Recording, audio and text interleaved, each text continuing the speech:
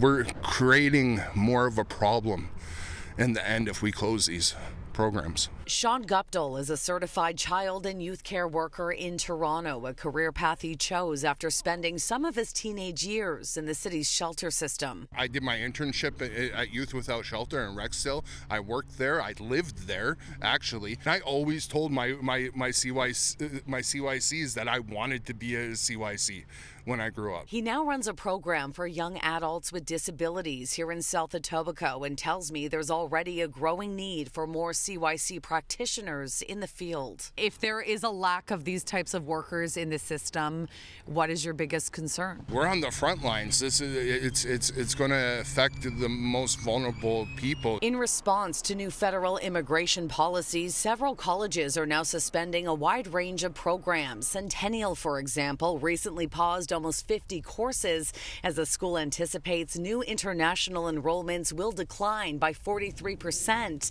resulting in a loss of nearly 5,000 students.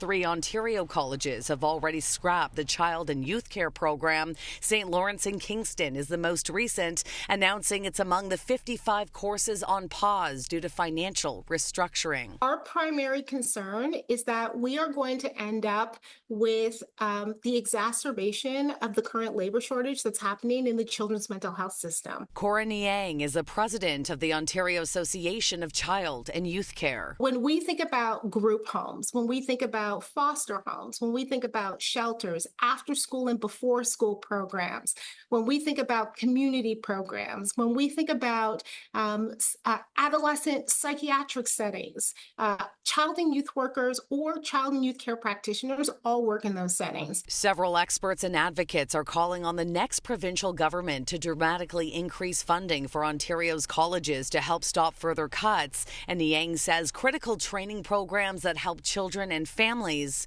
need to be protected. And the one thing we have to ask ourselves is, well, but what happens if the labor pool is untrained? Now, these cuts to college courses are considered unprecedented. Some of the programs being dropped include engineering, technology, transportation, business, hospitality, and journalism.